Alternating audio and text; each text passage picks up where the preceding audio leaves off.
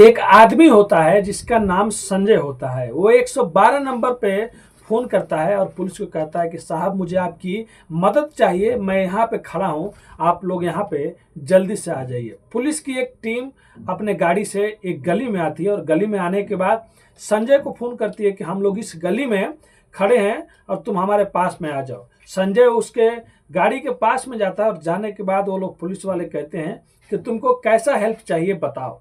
तब संजय कहता है साहब मेरी एक बेटी है, उसका नाम मनीषा है, जो यहीं के पास के विद्यालय में पढ़ाती थी और सुबह में गई है और शाम हो गया अभी तक लौट के नहीं आई है, तो मैं आप लोगों का फ़ोन किया था।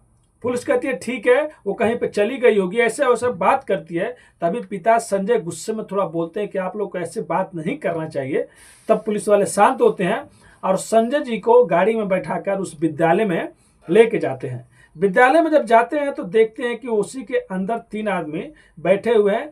तीनों आदमी से जब पुलिस और ये संजय पूछते हैं कि यहाँ पे आप लोग मेरी बेटी को देखे हैं जिसका नाम मनीषा है और सुबह में आई थी लेकिन अभी तक घर नहीं गई, वो लोग कुछ भी जवाब नहीं देते। उसी में से एक आदमी कहता है कि वो तो यहाँ पे नहीं आई थी। बाद में ये भी कहा जाता है कि सीसीटीवी कैमरा दिखा दो, क्योंकि आज हर जगह में सीसीटीवी कैमरा लगा हुआ है, लेकिन वो लोग सीसीटीवी कैमरा नहीं दिखाते हैं। और पुलिस जो काम के लिए आई रहती है अपनी ईमानदारी से वो पुलिस काम भी नहीं करती। अगर पुलिस चाहती तो उसी टाइम उन तीनों को टाइट करती, अपने तरीके से पूछती, तो शायद सच्चाई बाहर आ जाता, सीसीटीवी कैमरे देख लिए जाते। लेकिन उसके बाद एक ऐसा कांड होता है, उसके बाद पूरा हरियाणा ही समझ सकते हैं रास्ते पर उतर जाता है, जगह जगह प्रदर्शन होने लगता है उस मनीषा के लिए। तो चलिए पूरी घटना को इस कहानी के माध्यम से बताएंगे, आखिर वहां पे हुआ क्या था और वो मनीषा कहाँ चली गई थी, क्या हुआ था, कैसे उसके पिता ने पुलिस को बुलाया था। तो पूरी घटना को इस कहानी के माध्यम से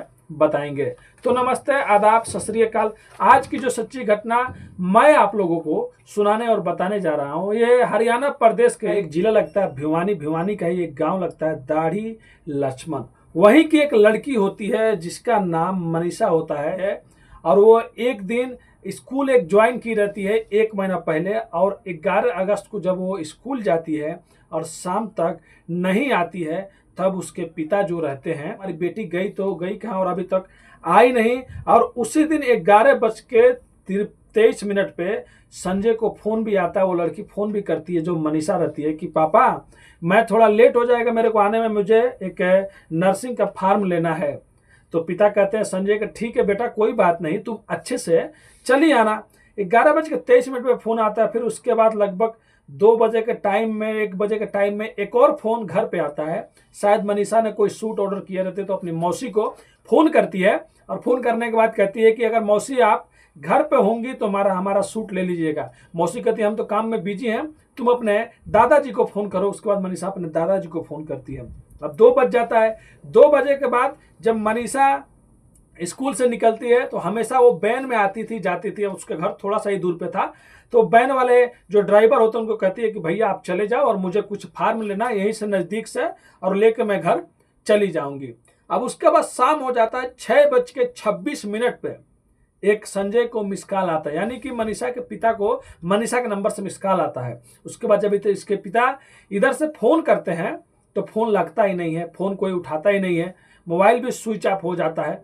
उसके बाद वो अपने पिताजी से पूछते हैं, पिताजी कहते हैं देखो पुलिस को फ़ोन करो। तब ये पुलिस को फ़ोन करते हैं 112 नंबर पे और पुलिस आती है। और पुलिस को जैसा काम करना चाहिए था, ईमानदारी से जैसे जांच करना चाहिए था, पुलिस ईमानदारी से जांच नहीं करती है, उल्टा वो शर्मनाक बातें कर रही होती, कहीं आपकी लड़की चली गई हो किसी के बाद। संजय जी को गुस्सा आता है, वो पुलिस वाले को डांटते हैं, फिर उसको कॉलेज भी लेके जाते हैं, लेकिन पुलिस वाले ईमानदारी से काम नहीं करते। वहाँ जाने के बाद इन लोगों का पर्चे उर्चे वाला कोई मिल जाता है तो लोग हंसी हंसी से बात करते हैं, लेकिन इन लोग को ये नहीं लगता है कि किसी का बेटी खो गया है, कोई शाम से घर नहीं आया है सुबह से, और ये लोग इधर हंसी मजाक चल रहा होता है। इसके बाद वो पुलिस वाले कहते हैं जो 112 नंबर पर आए रहते हैं कि आपको जाके पुलिस थाना में रिपोर्ट लिखवाना पड़ेगा, हम लोग तो पूरी कोशिश कर लिए हैं और आपकी बेटी नहीं मिल रही है। अब जो संजय होते हैं अपने घर पे पूछते हैं, शाम हो गया रहता है, 8-9 बज गया रहता है। वो सोचते हैं ठीक है सुबह जाके हम लोग पुलिस स्टेशन में रिपोर्ट लिखवाएंगे। फिर उसके बाद सुबह 8 या 9 बजे ये लोग लोहारू पुलिस स्टेशन में जाके रिपोर्ट लिखवाते हैं 12 अगस्त को, यानी कि 11 अगस्त को लड़की मनीषा गई रहती है और घर नहीं पहुंची रहती है। 12 अगस्त को 8 या 9 बजे ये लोग पुलिस स्टेशन पहुंच जाते हैं लोहारू का, और जाने के बाद वहाँ पर जो एसएचओ अशोक कुमार रहते हैं और एसआई शकुंतला जो रहती हैं एसआई, इनके सामने एफआईआर दर्ज होता है। पूरा दिन भर वो लोग खोजते हैं लेकिन कुछ भी मालूम नहीं चलता है, और ये लोग भी अपना काम अच्छे से नहीं करते हैं। जो जो एसआई शकुंतला रहती हैं ये भी कुछ काम अच्छे से नहीं करते। ये लोग भी कहते हैं कि आपकी बेटी शायद कहीं चली गई होगी। अब एक पिता को ये समझ में नहीं आता था कि मैं किसके पास में जाऊं, किससे मदद मांगूं। वहां पे 3 पुलिस वाले आए थे, वो भी ऐसे बात कर रहे थे। यहाँ के जो लोग हैं वो भी ऐसे बात कर रहे हैं। अब जाऊं तो जाऊं कहाँ।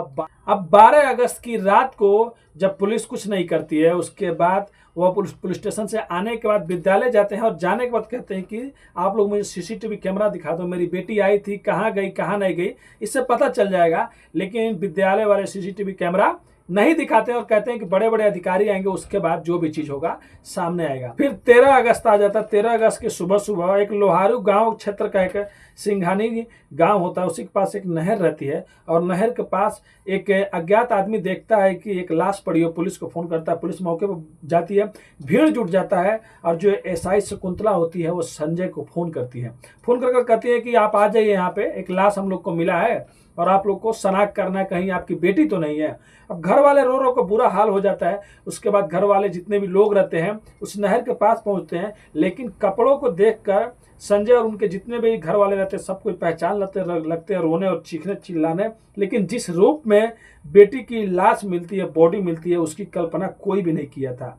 पूरा नली बाहर आ गई रहती है जो सांस लेने की रहती है और लड़की बहुत बेरहमी से फेंक दिया गया रहता है। अब इसके बाद इधर गांव के लोग बढ़ने लगते हैं और जगह जगह प्रदर्शन होने लगते हैं और हर जगह मनीषा के इंसाफ के लिए लोग धरना प्रदर्शन करने लगते हैं, क्योंकि इतनी दरिंदगी तरीके से कौन इसने हत्या कर सकता है।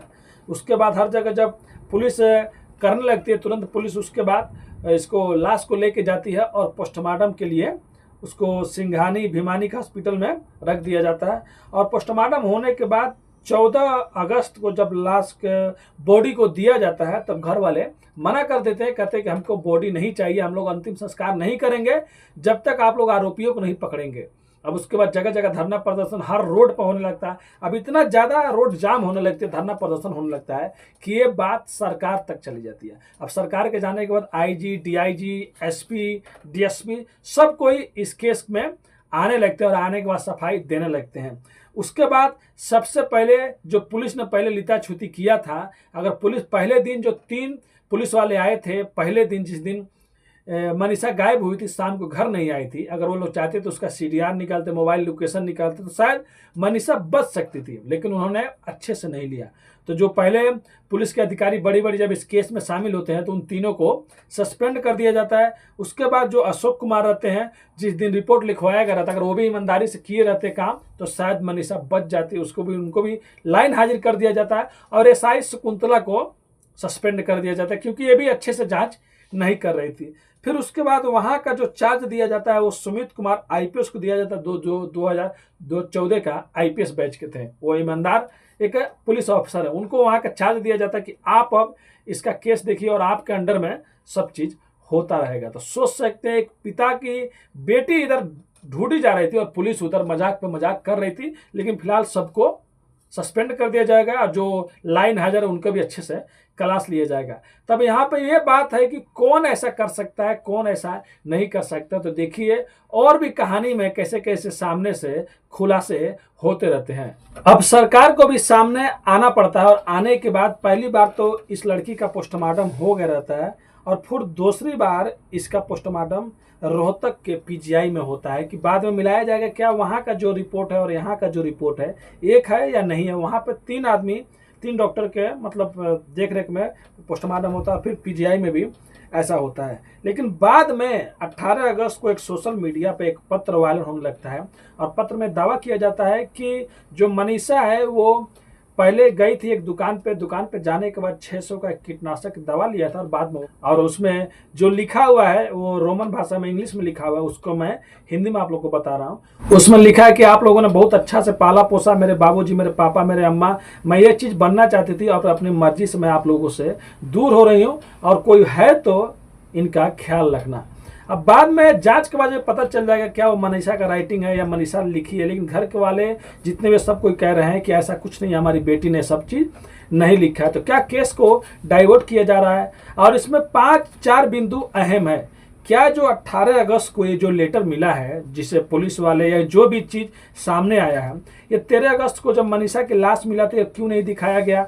और 13 अगस्त मिलने के बाद और 11 अगस्त को मनीषा गायब हुई थी, तो 13 अगस्त को उसका लाश मिला, तो क्यों किसी का नज़र नहीं किया? क्यों अचानक 13 अगस्त को ही सुबह में वो दिख गई? वो दिखना चाहती तो 12 अगस्त को भी दिख जाती, 11 को भी दिख जाती, क्योंकि वो ऐसा रास्ता है जहाँ से लोग आते जाते रहते हैं। तो 13 अगस्त की कैसे डायरेक्ट दिख गई? और उसके बाद वो गले पे इतना गहरा चोट कैसे आया? मतलब अगर वो दवा पी के मर गई थी तो कैसे सब चीज़ हुआ है? तो इसके लिए पूरा हरियाणा भी प्रदर्शन कर रहा है और जगह जगह बस यही चीज़ हो रहा है कि कैसे भी उसके कातिलों को पकड़ा जाए। अभी तक पुलिस को कुछ भी सुराग नहीं मिला है कि आखिर में कैसे ऐसे हो गया, कौन किया। पुलिस उसकी जांच में जुटी हुई है और पूरा हरियाणा प्रदेश यही कह रहा है कि अभी ये केस सीबीआई को सौंप दिया जाए और जो असली कातिल होगा उसको सजा मिलेगी। क्योंकि यार किसी की बेटी चली गई है, किसी घर की मतलब खुशी चली गई है। आप लोग सोच सकते हैं 11 अगस्त को जब वो गायब हुई थी और 13 अगस्त को लाश मिला, उसके बाद 5-6 दिन बाद और कुछ पुलिस वाले भी सस्पेंड हो जाते हैं। आगे देखिए कहानी में क्या मोड़ आता है, कौन कौन सामने आता है, क्या क्या खुलासे होते हैं। लेकिन फॉरेंसिक टीम जितनी भी चीज़ें वहाँ से मिली थी, जहाँ से मनीषा की लाश मिली है, सबकी जांच हो रही है। तो बहुत जल्द इसका खुलासा होगा। क्या ये केस सीबीआई को दिया जाएगा? तो ये थी कहानी आज की, जो एक अच्छी लड़की थी, जो अपने घर की प्यारी बिटिया थी, बहुत सीधी, बहुत सिंपल थी, घर के लोग भी कह रहे हैं, उसकी निर्मम तरीके से हत्या हो जाती है। और घर वाले बेचारे जिससे भी मदद मांग रहे थे, शुरू में कोई भी मदद नहीं किया। अगर पुलिस वाले उसी दिन मदद कर दिए होते तो शायद मनीषा आज अपने घर होती। तो ये कहानी सुनाने का उद्देश्य किसी का भी दिल दुखाना नहीं है, बस आप लोगों को जागरूक और सचेत करना है। जहां भी रहे तो सेफ रहे, अपने फैमिली का अच्छे से ख्याल रखें, बहुत जल्दी किसी पे भी विश्वास नहीं करें और कहीं भी अनजान जगह पे जाने से बचें। जहां तक है कि अपने घर वालों के साथ में जाएं। मिलते हैं नेक्स्ट वीडियो में फिर से कुछ सच्ची कहानियों के साथ। अभी के लिए अलविदा लेते हैं आप लोगों से। धन्यवाद।